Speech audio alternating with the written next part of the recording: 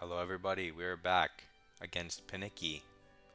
We have the black pieces. He's rated 784.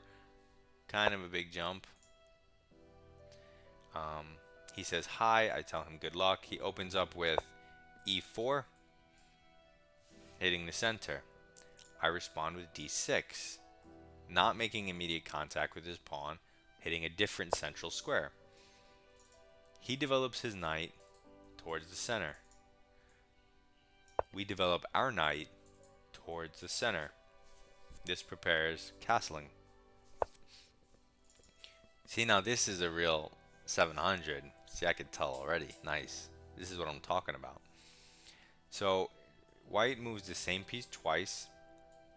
He threatens nothing other than a piece trade. And he no longer controls these two central squares that he used to last turn. That means his pawn is now hanging because he's no longer defending that square. We can take that pawn.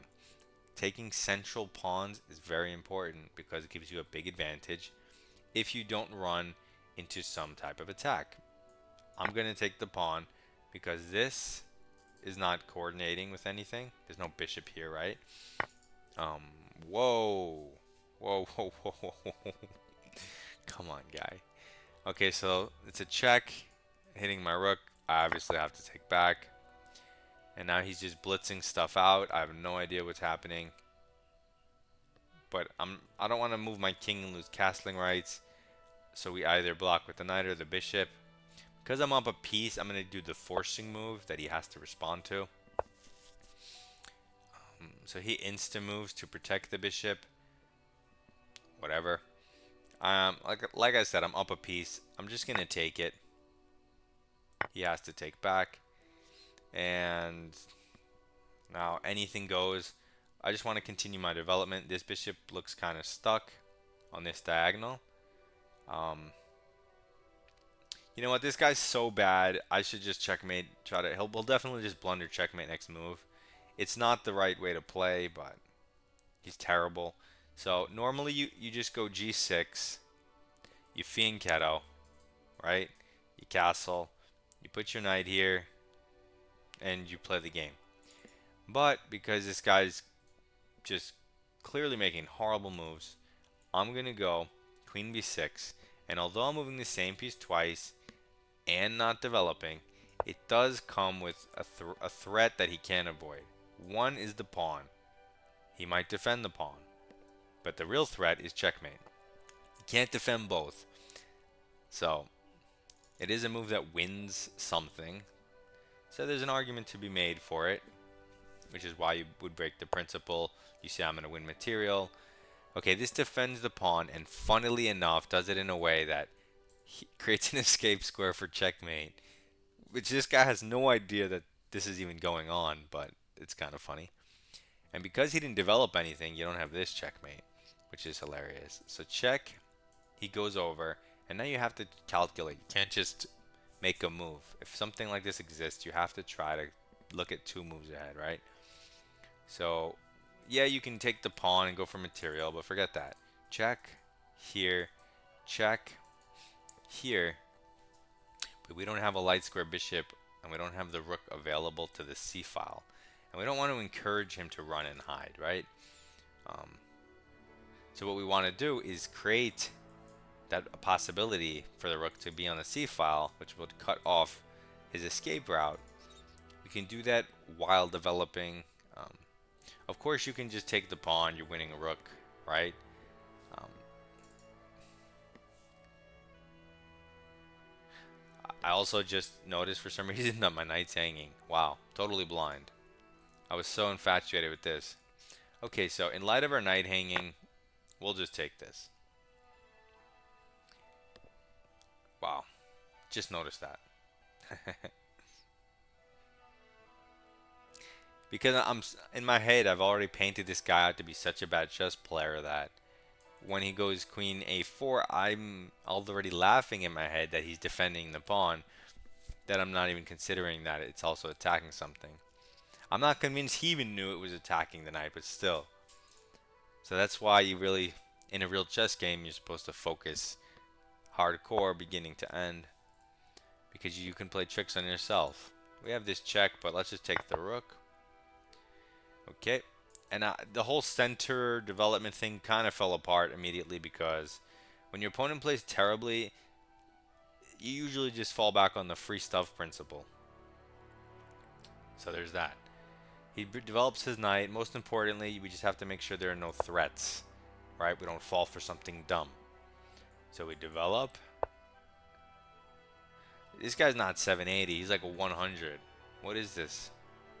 Now he's just jettisoning pieces. I'm not even going to take it.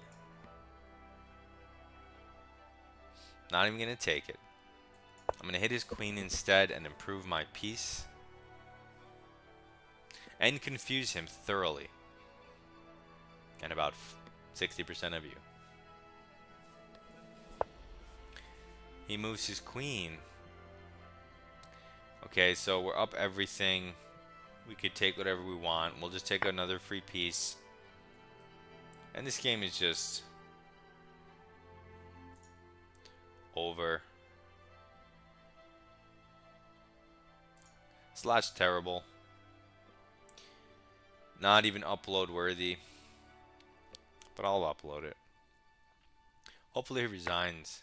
Okay, he takes our queen. We have to take back. He takes our pawn. And now we're just going to go with our development, remember? There's no need to run as fast as I can and take this pawn. It's not going anywhere, right? If he pushes it, ooh, he's so close to getting a queen. No, no, he's never getting a queen. There's no threats. This is a threat, however. So, we'll just jump it in. Might as well take some more stuff. You could have gone anywhere. It doesn't even matter. We're up a rook, 2 knights. Who cares? I could take the bishop, but I think it's funnier to evacuate my guy and protect this guy. It's not like he can move his bishop, right? So this is kind of a funny construction. It also gets my knight out of the way. So now I can take, and when he recaptures, my knight is free to go.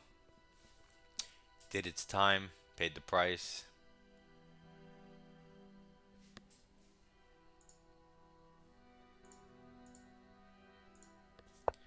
Okay, so he moves his king, but nothing's actually being threatened. He can't take any of them. Maybe he's making a square for here, but I have this move that's kind of clever. That just skewers the king and the bishop behind it. Now the bishop hangs. His king is pushed out into, I don't know where. Like one of these weird spots. He picks that one. But now we just get a, well, I guess he can take 2 pieces, but we're still up everything, so who cares? He can take our bishop. When we take the rook, he could take our knight, but it's not a normal 2-piece for a rook trade because we're up the entire board. He goes c7, but like I said, not going anywhere, right? Not happening. So, but normally you would castle and get the rook in the game, but since it's an endgame, we're going to go closer to the center. I'm not doing this to take the pawn. I'm doing this to free my rooks. I'm making, that pawn doesn't even exist in my brain. It's not there. Okay, well now it's there because I'm in check. He promotes to a bishop. I don't know why he even bothers playing the game, but whatever. I want to checkmate this guy. So first let's infiltrate, defend our knight, and now this knight's free to move and set up some type of mating net. So he moves his king. How do we close the cage? Let's just take away this. Now his king can't move. Okay, but now he's creating other escape squares. So let's move our knight. I'm not calculating anything, by the way. You know, let's bring in our other rook, actually, and just maybe create a second laser beam to cut him off. Laser beams are good. That's what the rooks are. He lets us laser beam. He lets us checkmate laser beam. Wow, this guy was terrible. This guy was not cheating, unlike previous opponents. Okay, so we'll go through it super quickly. Center, development, free stuff. And the game already falls apart because he hangs everything and there's nothing else to go over, really. That's it. So this was kind of a ridiculous game. I don't know how he's rated so high. Maybe his little brother got in his account. But we'll go next. I'll see you guys in the next video.